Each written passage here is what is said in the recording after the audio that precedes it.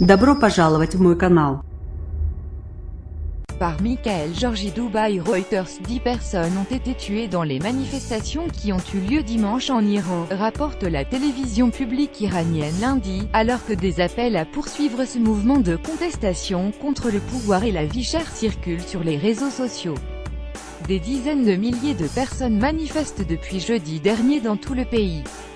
Il s'agit du mouvement social le plus important depuis celui de 2009 en faveur des réformes.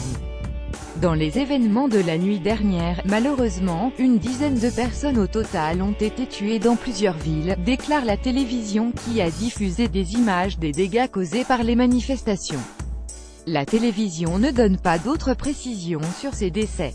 Malgré un appel au calme lancé par le président Hassan Rouhani, les messages diffusés sur les réseaux sociaux appellent les Iraniens à manifester à Téhéran, la capitale, mais également dans une cinquantaine d'autres centres urbains. Les Iraniens, touchés par le chômage, demandent des emplois et ont du mal à accepter les interventions décidées par le pouvoir chiite en Irak et en Syrie, qui s'inscrit dans le cadre d'une lutte d'influence contre l'Arabie saoudite sunnite. Les manifestations ont commencé à Machhad contre la hausse des prix pour s'étendre rapidement et se transformer en mouvement de protestation politique. Certains manifestants ont appelé à la démission du guide suprême de la révolution, l'ayatollah Ali Khamenei. Droit à la critique, les manifestants expliquent qu'ils sont en colère contre la corruption et les difficultés économiques que connaît le pays. Le taux de chômage des jeunes frôle les 30%. Les Iraniens ont le droit à la critique, a déclaré le président Rouhani, mais il a aussi fait savoir qu'il n'hésiterait pas à agir contre les manifestants.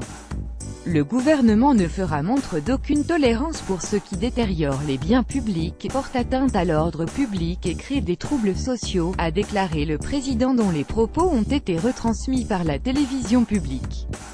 L'agence de presse ILNA a évoqué 2 décès et plusieurs blessés, dimanche à Izeh, dans le sud-ouest du pays, sur la foi du témoignage d'un parlementaire. Celui Chi, et d'Ayatollah Khamenei, a dit ne pas savoir si les tirs émanaient des manifestants ou de la police. Une enquête est en cours, a-t-il ajouté. Mais il n'est pas possible de dire dans l'immédiat si ces 2 morts sont inclus dans le total de 10 donné par la télévision. Le gouverneur de la région, Mostafa Samali, a déclaré à l'agence de presse farsi que seule une personne avait été tuée, que l'affaire n'avait pas de lien avec les manifestations et que le tueur présumé avait été arrêté. Le ministre israélien des Transports et des Renseignements a souhaité le succès des Iraniens dans leur combat pour la liberté et la démocratie.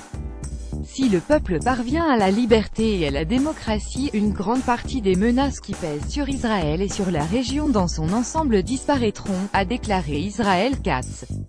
Bureau de Dubaï. Daniel Rouquier pour le service français.